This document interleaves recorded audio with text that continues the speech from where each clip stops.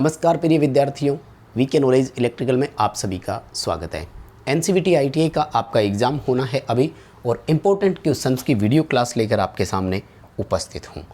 प्रिय विद्यार्थियों, ये हमारी क्लास नंबर 14 है।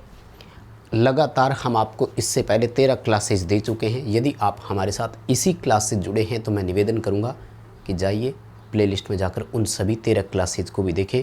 वो इम्पोर्टेंट क्वेश्चंस हम आपको करवाते आए हैं इन सभी क्लासेज में जो प्रीवियस सीबीटी एग्ज़ाम में आए थे, क्योंकि एनसीवीटी जब भी एग्ज़ाम लेती है तो क्वेश्चंस को रिपीट करती है पिछली परीक्षाओं में जो भी पूछे जाते हैं। क्योंकि देखो, आपके सीबीटी एग्ज़ाम चलते हैं, दिन में होती है 3 शिफ्ट और कम से कम 10-12 दिन ये पेपर चलते हैं, तो क्वेश्चंस तो रिपीट होते हैं। यदि आप अच्छे नंबरों से पास होना चाहते हैं तो इन सभी क्लासेज में बताए गए क्वेश्चन अच्छे से पढ़ लीजिए और चैनल से पहली बार जुड़े हैं तो सब्सक्राइब कर लीजिए, नोटिफिकेशन बेल आइकन प्रेस कर लीजिए, क्योंकि और भी क्लासेज जब अपलोड होगी तो आपको उसका नोटिफिकेशन मिल जाएगा। आइए आज की इस वीडियो में जितने भी है क्वेश्चंस उनको पढ़ते हैं और काफ़ी कुछ सीखने को मिलेगा। देखो, सेकेंड ईयर में है, जब पास हो जाओगे तो फिर कंपटीशन एग्ज़ाम की तैयारी करनी है तो चीज़ें वहाँ भी क्लियर होगी। तो अच्छे से पढ़ें पहले, ताकि सेकंड ईयर में बहुत अच्छे नंबरों से आप पास हो सको। ठीक है, इस क्लास को अपने दोस्तों के साथ थोड़ी शेयर ज़रूर कर देना, जितने भी आपके फ्रेंड सर्किल में एग्ज़ाम देने वाले हैं। फर्स्ट ऑफ ऑल सवाल पहला, SCR का उपयोग क्या है? डिजिटल सॉलिड स्टेट डिवाइसेज जितनी भी है, SCR, UJT, डायक, trike, FET, IGBT, MOSFET, उन सब में SCR के मैक्सिमम उपयोग किए जाते हैं। AC/DC मोटरों की स्पीड कंट्रोल में SCR सर्वाधिक उपयोग किया जाता है। SCR युक्त सर्किट को थायरिस्टर वाला बोला जाता है। तो DC मोटरों में थायरिस्टर कंट्रोल एक सर्किट बनता है। ठीक है, एम्पलीफायर में हम BJT का इस्तेमाल करते हैं, ओसिलेटर में भी BJT का इस्तेमाल होगा। मल्टी वाइब्रेटर जो है, इनमें भी ट्रांजिस्टर होते हैं। ये ओसिलेटर का एक प्रकार आता है, मल्टी वाइब्रेटर, और ओसिलेटर खुद एक हो गया। ठीक है, एम्पलीफायर होता है सिग्नल को एम्पलीफाई करने वाला, इनपुट में बढ़ाकर आउटपुट में मजबूत सिग्नल देना। अभी आपके इस क्वेश्चन का आंसर डी रहेगा। स्पीड कंट्रोल ऑफ मोटर करना है, AC मोटर हो या DC मोटर हो, डी ऑप्शन होगा। बहुत ही शानदार और अच्छा क्वेश्चन है, आप इसे पढ़ कर जाइए और बहुत अच्छे से पेपर में करके आना है। अगला सवाल, CRO से क्या नापा जाता है? CRO का पूरा नाम भी आपसे पूछा जा सकता है। तो CRO का पूरा नाम होता है कैथोड रे ओसिलोस्कोप। ओसिलोस्कोप को हिंदी में दोलनदर्शी बोला जाता है। क्या बोलते हैं? दोलनदर्शी। तो शॉर्ट में दोलनदर्शी भी दे सकता है। ठीक है, CRO क्या क्या मेज़र कर सकता है? देखो, CRO से हम फ्रीक्वेंसी नाप सकते हैं। जब फ्रीक्वेंसी का मेजरमेंट हो जाता है तो हम समय की भी गणना कर सकते हैं। टाइम बराबर 1/, फ्रीक्वेंसी होता है। दो चीज़ें हो गई। तीसरा आता है CRO वोल्टेज का मापन कर सकता है। अब वोल्टेज AC का हो या DC का हो, दोनों का फ़र्क इतना सा है, AC में वोल्टेज नापते समय ये पीक टू पीक वैल्यू नापता है। अभी दिए गए ऑप्शंस के हिसाब से हमें A ऑप्शन करना होगा कि CRO फ्रीक्वेंसी नाप सकता है। इंडक्टेंस नापने के लिए विशेष प्रकार के ब्रिज आते हैं, जैसे मैक्सवेल ब्रिज हो गया। प्रतिरोध नापने के लिए बहुत सारे ब्रिज है, व्हीटस्टोन ब्रिज हो गया, केल्विन ब्रिज हो गया, ओम मीटर हो गया, और भी कई सारे ऑप्शन हैं। पावर फैक्टर के लिए भी पावर फैक्टर मीटर ही आता है, स्पेशल उसी से नापा जाता है। ए ऑप्शन आपका सही होगा। हाँ, फ्रीक्वेंसी मीटर भी आते हैं फ्रीक्वेंसी नापने के लिए, वो अलग चीज़ है। लेकिन यहाँ सवाल CRO का पूछ रहा था, तो दिए गए ऑप्शन में से CRO फ्रीक्वेंसी का मेजर करता। अगला सवाल देखो, बाइनरी को डेसिमल में कैसे कन्वर्ट करोगे? मान लीजिए ये एक संख्या दे दी और कह रहा है कि इसे बाइनरी में कन्वर्ट करो। आधार 2 होता है ना बाइनरी का।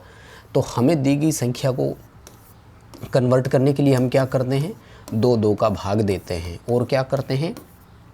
शेष फल को यहाँ लिखते जाते हैं बस, और फिर ऊपर से नीचे की तरफ लिखते हैं। जैसे 20 को अगर कन्वर्ट करना है तो 10100, यानी हम क्या करते हैं? डिवाइडिंग डेसिमल बाय 2, हम उस डेसिमल को 2 से विभाजित कर देते हैं। इसी तरह से डेसिमल को ऑक्टल में बदलना है, 8 का भाग दे देंगे।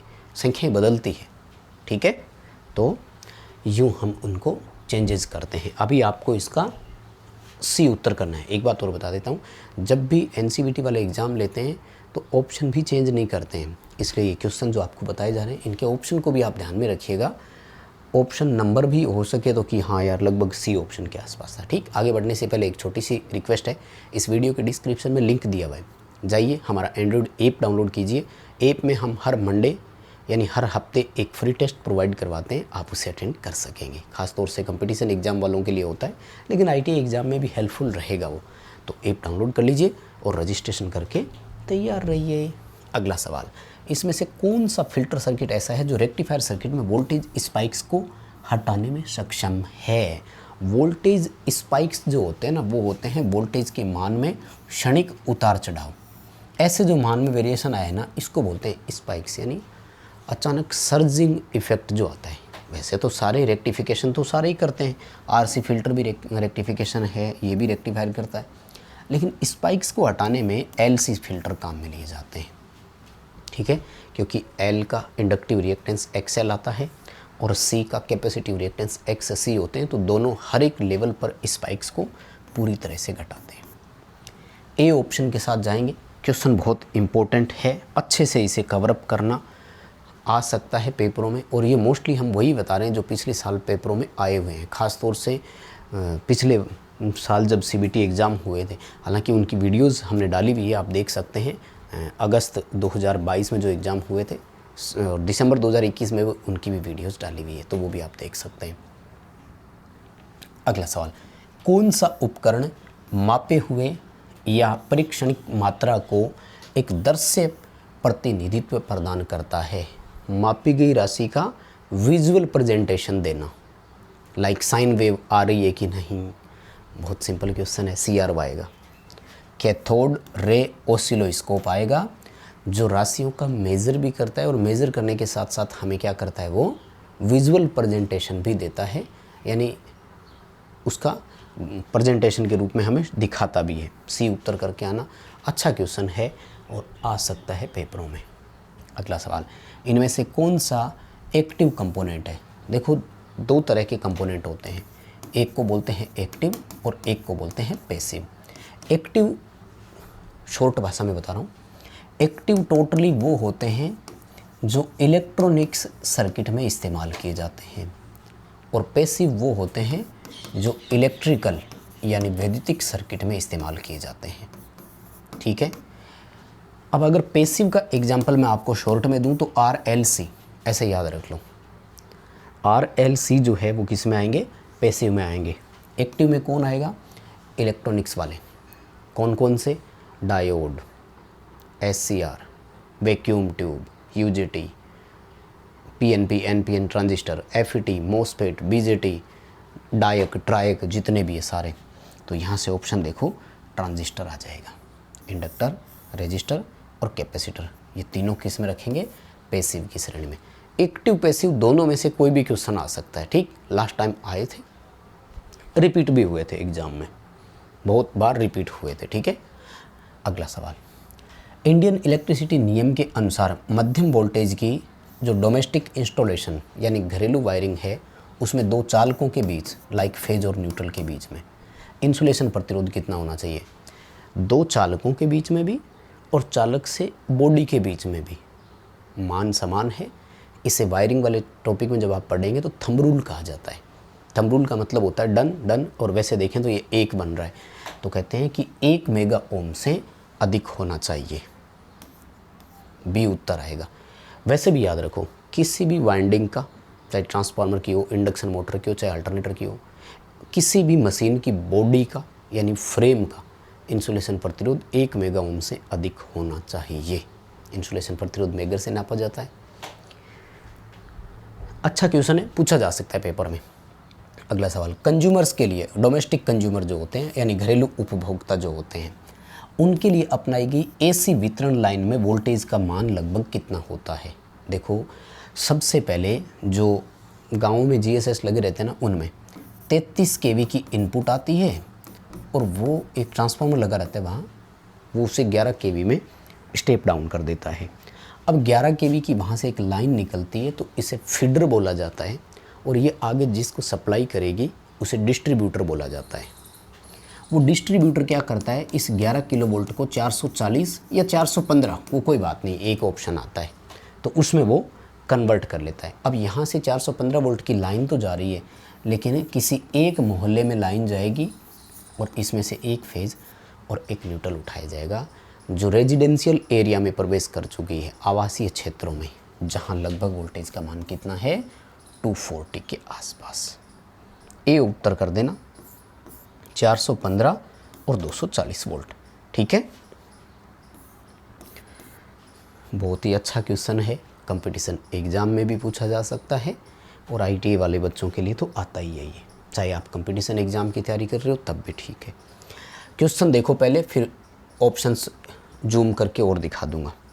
क्वेश्चन कह रहा है कि आपको ईएलसीबी का एक डायग्राम दिखाया गया है। उस डायग्राम में एक्स से लिखा हुआ भाग जो है उसे यदि हम बंद कर दें, क्लोज कर दें, देखो अभी ओपन है, दरअसल ये टेस्ट बटन के नाम से जाना जाता है, क्लोजिंग नोब बोलते हैं इसको। क्या बोलते हैं? Closing knob. ठीक है, ये होता है तब जब बहुत लंबे समय तक ईएलसीबी अगर ट्रिप ही नहीं हो रहा है। ये ईएलसीबी का सर्किट है, मैं आपको दिखाता हूँ। मान लीजिए कि घर में कोई फॉल्ट आया नहीं, महीने भर ईएलसीबी ट्रिप नहीं, अब हम सोचते हैं ट्रिप नहीं हुआ कि फॉल्ट नहीं आ रहा, तो इसके लिए ये टेस्टिंग बटन होता है, समय समय पर कहते हैं कि इसे दबा करके आप देख सकते हैं कि कोई फॉल्ट तो नहीं आ गया है, मतलब ईएलसीबी ख़राब तो नहीं हो गई है, ट्रिप नहीं हो रही है। तो इसको जैसे ही हम दबाएंगे अर्थिंग का सर्किट बन गया और ईएलसीबी ट्रिप हो जानी चाहिए, इसका मतलब ईएलसीबी काम कर रही है।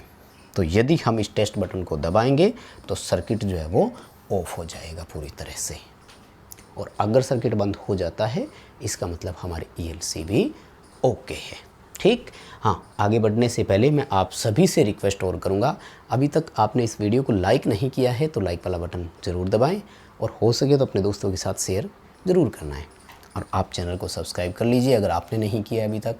अगला सवाल, सांकेतिक ओवर वोल्टेज रिले में पिकअप वोल्टेज का क्या मतलब है? दरअसल हर एक सिस्टम में ओवर वोल्टेज रिले होती है, अंडर वोल्टेज रिले होती है, ओवर करंट रिले होती है, अर्थ फॉल्ट रिले होती है, और ये जनरली मैग्नेटिक रिले होती है, यानी चुंबकीय कॉइल को सप्लाई मिलती है और प्लंजर इनका ऊपर की तरफ उठ जाता है। ये जब आप साइट पर सिस्टम पर जाएंगे, नौकरी लग जाएंगे, तब आपको चीज़ें समझ में आएगी।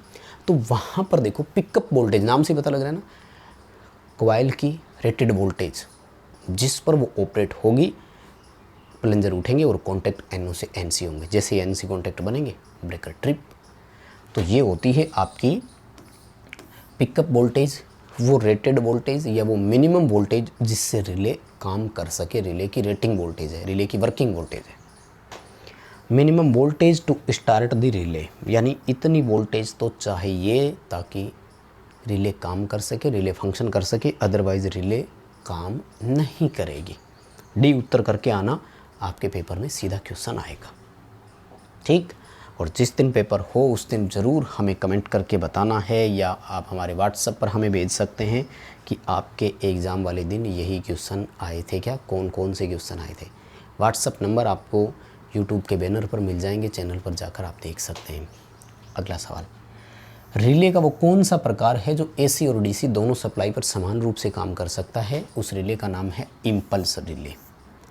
आवेग रिले बोलते हैं क्योंकि ये पल्स के साथ ऑपरेट होती है। सिंगल पल्स जब इनको मिलती है तो ऑपरेट हो जाते हैं। वो पल्स चाहे एक बार DC किया है चाहे AC किया है, समान रूप से काम कर जाती है। ठीक है, अगला सवाल कह रहा है कि एक एयर सर्किट ब्रेकर में क्या फॉल्ट है अगर वो लोड पर इंटरमिटेंटली, यानी रुक रुक कर ट्रिप हो रहा है, फिर ट्रिप हो गया, आपने लगाया, थोड़ी देर बाद फिर ट्रिप हो गया, आपने लगाया, थोड़ी देर बाद फिर ट्रिप हो गया।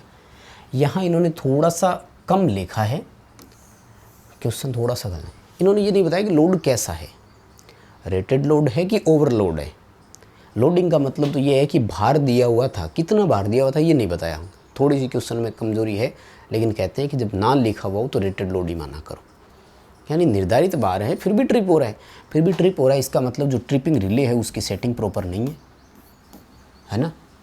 मान लीजिए रेटेड लोड जो है वो 1200 एम्पियर का था और हमने जो ट्रिपिंग रिले की सेटिंग कर रखी है वो 1000 एम्पियर पर कर रखी है, तो ट्रिप होगा, स्वाभाविक सी बात है। ए ऑप्शन के साथ जाएंगे, रिले की सेटिंग गलत है। ठीक है, क्वेश्चन बहुत बढ़िया है, करके आना, पेपर में ज़रूर आ सकते हैं, पेपरों में ये क्वेश्चन बिल्कुल रिपीट होंगे इसी तरह के क्वेश्चन।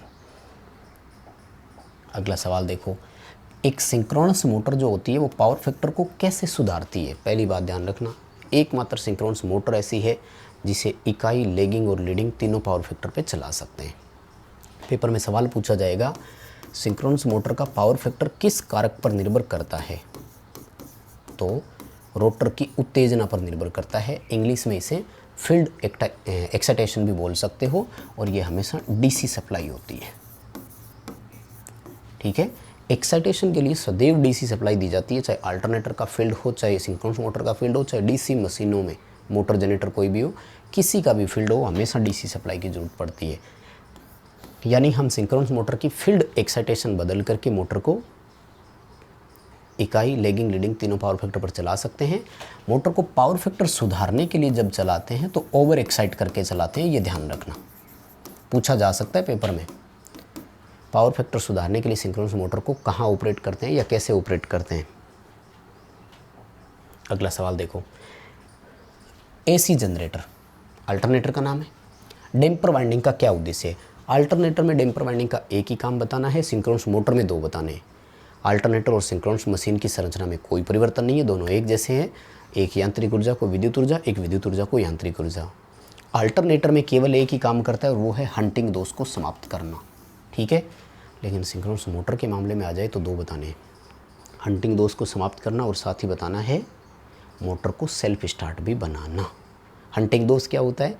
भार बदलने के कारण रोटर की गति में परिवर्तन आना, रोटर गति जो है वो सिंक्रोनिज्म में नहीं रह पाती है, वो वाला है।